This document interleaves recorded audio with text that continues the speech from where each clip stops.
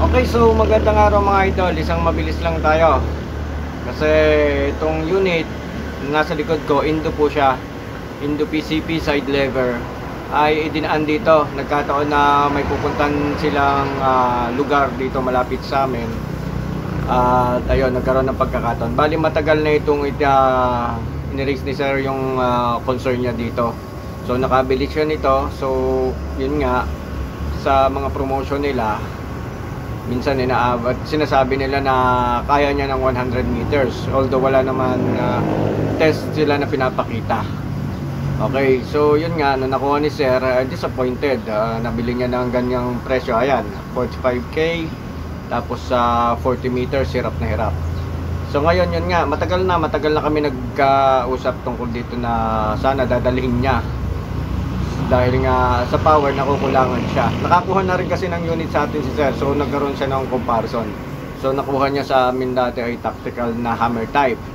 Yun nga lang, syempre gusto niya ng ibang style, so side lever naman yung kinuha niya. Wala tayo yatang available nun, and yun, nakita niya yung sa online. Yan, so hindi siya, nahihinaan siya. Kahit pa daw sagad yung spring, yung hammer, ganun pa rin, hindi siya makatira ng malayo. So dinala siya dito dahil ang ayaw ng kumasa. So yun nga lang dapat ang pare-repair niya. So tinesting ko harap-harapan sa kanila kanina, dahil tinry kong iputok ay mahina. Kaya pala siya ay nagrereklamo, halos dyan lang babagsak sa harapan mo yung bala eh. Nasa 500 fps lang siya. So hindi niya alam yung adjuster, o alam man niya. Parang dito ko tinimpla kanina, sabi ko, ito sir yung ano nito, yung adjuster, yung hammer, para mapalakas-lakas. So sagad lang siya ng 600, wala pa rin. So nangyari, naging usapan nga yan, sabi ni sir nga din doon sa ano niya, sa message niya sa akin, baka kulang sa plenum. So dito papasok yung sinasabi ko, para doon sa nag-comment na sabi ko hindi laging sagot ang plenum. Pero hindi ko sinabi walang silbi ang plenum. Mas maganda nga yung malaki yung plenum mo. Yan ang sinasabi ko sa iba, na malaki na yung plenum ng receiver mo, magdadagdag ka pa. Yun sa henyo na ito, nag-comment nito, na akala mo nagmamagaling pa ako sa FX. Malaki, ang ibig ko sabihin doon, may plenum ka na, malaki na yung plenum mo, mahina pa rin, diba? Tapos o-order ko pa ng additional plenum. So marami ka pang re-retokehin, pati mga wood stock mo, yung bat mo. Siyempre mag-a-adjust yung tangke mo eh. So marami kang babaguhin. Kung malaki na yung plenum mo naman, so baka naman nasa tuning na lang yan. Yun yung sinasabi natin. Kaya yan sa nag-comment, huwag kang kumbaga intindihin muna, dahil hindi naman yun ang pinag-uusapan natin eh. Okay, so sinabi ko lang dun sa isang video na kahit maliit yung plenum, kaya niyan mag 900. So ito naman 16 inches lang yung barrel nito, so hindi na natin makakayang paabutin kasi minsan depende rin yan sa barrel eh. Okay, so ito itetest na natin kasi dumating to, may plenum na, hindi ko na dinagdagan yan. Siya na yun nagdagdag, umorder yata siya, tapos wala pa ring power. 500 nung dumating dito, pero may plenum na, nakasama na yan. So ang ginawa lang natin dito, yung kanyang side lever para mag-cock and tuning para mapataas-taas siya, kasi nga sagad siya ng 600.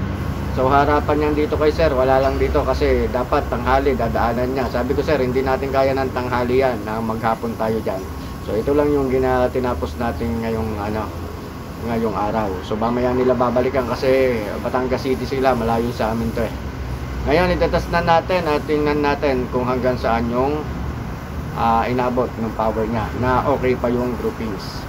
Okay, so lagay lang tayo ng target. Yan, may camera na tayo doon at ito-try na natin. So hindi lang natin masasabi pa kung okay yung accuracy, kasi yan naman yung depende rin sa barrel na pinaglalagay. So 16 inches barrel, try natin chrono. So bubuksan na rin natin yung chrono.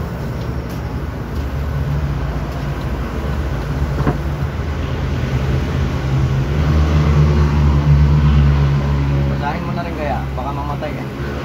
Ito na kung lobat. Okay, so first, so magsisiro pa rin tayo.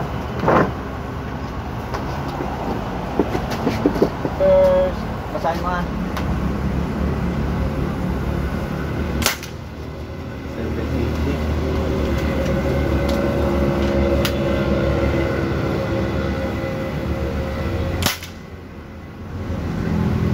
Ilan?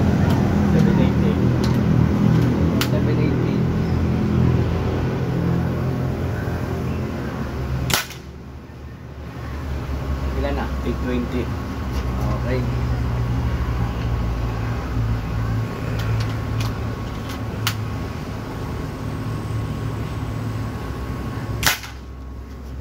Ten. 816.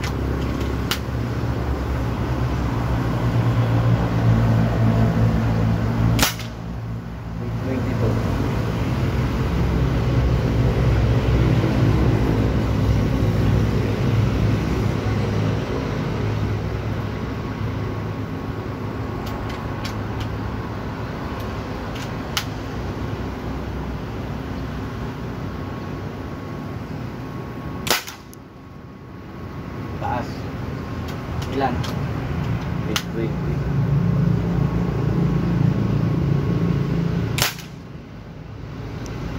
820.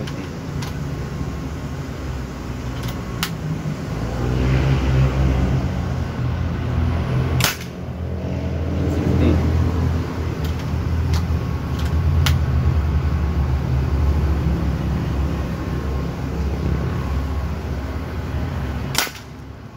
816.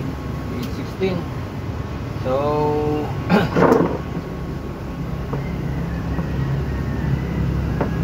try natin mag-adjust ng konti. Hammer. So, yan yung groupings niya.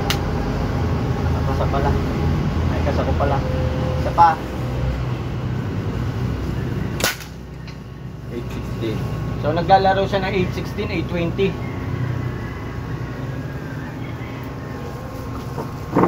Try natin i-adjust. Kalabay. Nilabay ako, wala nang bala. Ano na lang, single tray na lang. So, nilubayan ko. Konti. Ibang pellet lang to. Yung isa ay naka-resize yun eh. Kasi gawa ng magazine ito, hindi ko na i-resize. So, doon tayo sa baba.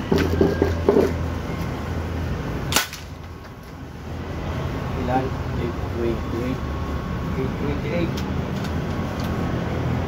So, pag-iba yung zero nito, kaya nasa tagiliran siya.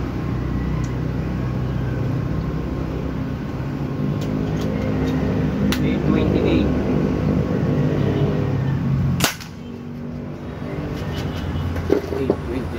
828. So, adjust ulit tayo.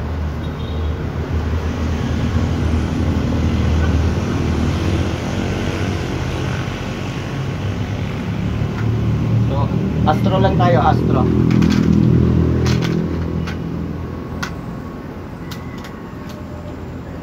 $828.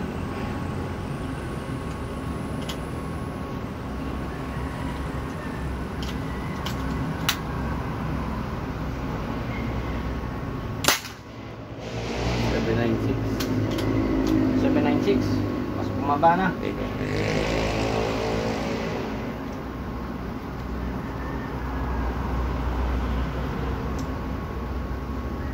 Medyo mahirap yung single tray niya. Sige. Okay,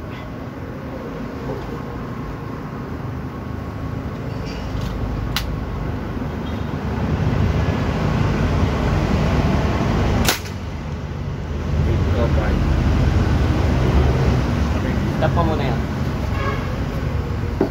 So yun, naglalaro siya ng 816 kanina to 820. 22 pa pumapala. So try pa natin yung iba.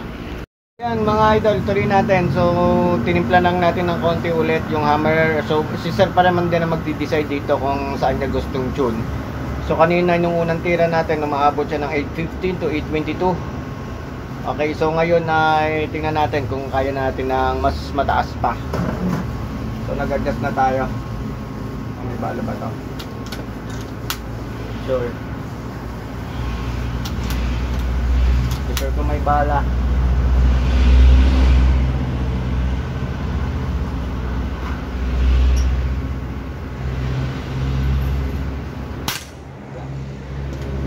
Okay, so try natin.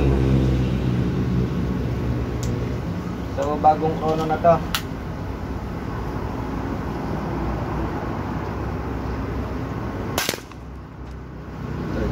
8:35.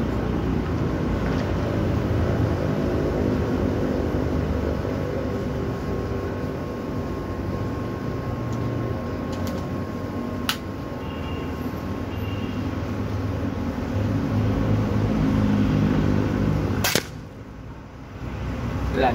38. 8:38. So kahit dalawa na lang. Kasi umabot siya ng 8:63 na. 8:63 yung pinakamataas niya sa 16 inches na barrel. So dito lang natin muna kinuha. So posible pa rin yan magbago ng anong velocity. Depende sa karga montang kahit regulated ka. Minsan mas gumaganda pa siya pagka bumababa ng 2.5 yung karga ng tank mo.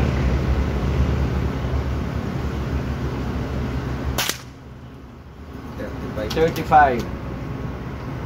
So ang layo doon sa 500 kanina na dinala niya dito. So patetest din natin to kay sir. Kung sakali.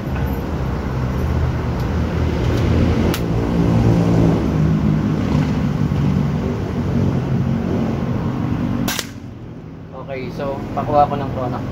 So yan na yung final natin. Patetest natin mamaya kay sir kung willing siya magpa-video. Kunin mo lang para mapakita natin yung mga reading. Okay, so maximum niya ay na-record natin dito ay 863. 863. Ayan. So 835, 838, 835, 835. Ayun yung mga na-record natin. Okay, so okay na to sa 16 inches barrel. Huwag mo nang masyadong pangarapin dahil depende rin yan sa gawa ng barrel. So hindi na yan masama. Hindi katulad nung dinala dito na kaya yun nga nung pinatesting natin. So yun yung sinasabi natin para maliwanagan si sir na na henyo, na hindi ko sinasabing hindi importante yung plenum. Yung pinag-uusapan kahit may plenum ka ay bakit ganun lang yung iyong velocity. Okay, so kahit magdagdag ka ng plenum, kung hindi mo naman maitotono ng ayos, ay di wala rin silbi. Magdadagdag gastos ka lang. Pero mas maganda lagi yung malaki yung plenum mo. Okay, so para nga daw hindi stress regulator, totoo yun. So naintindihan naman natin yun dahil yan na experience natin sa mga semi-auto natin. Para hindi rin na agad-agad, hindi ganun ka pabalik-balik talaga yung buka ng ating regulator. So yan, okay na. Kaya pag minsan wag tayong masyadong maniniwala kung sabihin pwedeng 100 meters sa kanila pero wala ka namang nakitang pruweba at marami ka pang babaguhin din yan, magagastusan ka pa rin. Huwag masyadong maengganyo sa mga mura, sobrang kung sakali kumbaga. Okay, so yan, tingnan natin kung masusundan ko yung video. Kung papayag si sir na itas niya dito na naka-video sa para maidagdag at may testigo tayo. Kasi minsan yung mga video, kayang-kaya yan minsan sasabihin nyo yung groupings natin 2 na yon. Kung hindi ka man nagagandaan, at least 2 na yon. Hindi katulad nung minsan kayang-kaya edit yan kaya sasabihin ganun meters yung target mo, 1 hole. O manood kayo ng ibang video na tatarget ng 100 meters. May delay yung bala niyan, hindi yung pagkatira mo nandun agad. Para sabihin yung 100 meters ganyan, 1 hole. Okay, so yun, siguro naintindihan nyo. Kaysa maniniwala tayo minsan, madali tayong malaloko. So ito, hindi kumbaga sakali ay yun nga, requestan natin si sir na siya mag-test. Okay, so ituloy na natin itong video mga idol. So bago nga natin pala ituloy, shoutout muna natin itong dalawang viewers natin, subscriber natin, sina Sir Yena Cabanas ng Lingkod City, Misamis Oriental, at si Batang Angono, Jonathan Ulang. Okay, shoutout sa inyo mga idol. So yun, nakuha na ni Sir yung Indo PCP unit niya. Hindi lang natin na video kasi nagmamadali si na Sir, hapon na nga sila dumating at marami sila, dalawang grupo sila, kasama pa yung family, nagmamadali na sila pa uwi. So, pero pina-actual testing din natin dito at nagulat si sir sa unang putok niya. Ramdam niya agad yung impact, yung pinagbago ng unit niya. And then, nung nag-groupings niya, hindi niya alam kung saan tumatama yung bala, ay isa naman yung pinagtatamaan. So, ibig sabihin, sa groupings na nakikita nyo, okay na okay sa kanya kasi yung una, nung hindi pa natin to nagagalaw, eh siguro, hindi niya may group ng ayos. Tapos yun nga, yung power mahina nga. So yun, sa sobrang tuwa nga yata ni sir, doon sa presyo natin, nagulat ako, nagbigay pa ng dagdag, nagbigay pa ng tip, at hindi lang basta tip, medyo malaki din. Maraming salamat sir. Okay, so meron nga rin pala akong na-record na video bago natin to ginalaw, kasi nung time na hawak natin yung unit, ay may mga nagme-message din sa akin sa ganung problema ng Indo PCP nila. So yung iba may plenum na rin nga, mahina pa rin. So yun nga yung sinasabi natin, kahit magdagdag ka na magdagdag ng plenum, hindi laging sagot yung plenum kung bakit mahina. Yun yung pinaliwanag natin kay Boy Henyo na nag-comment sa atin. So kahit nagdagdag na nga ng plenum, bakit 500 to 600 lang? So may modification nga tayo na ginagawa, hindi lang yung mga hammer na yan. Okay, so ito yung video na bago natin ginalaw, sinend natin dun sa iba na ito na problema sa mababang FPS nila. So kinuha nga natin sa 800, 35 to 38 lang, kasi doon maganda yung groupings. Nung pumalo siya ng 863, 860 pataas, medyo kumakalat-kalat. So adjustable naman siya. So may adjuster naman yung hammer. Si sir nang bahala kung saan niya gusto. May power na hindi masyadong maganda yung groupings o yung tama lang. Okay, tingnan natin tong video na na-record ko. So hindi siya nagkakasa ngayon. So mamano-mano natin. Isang tira lang.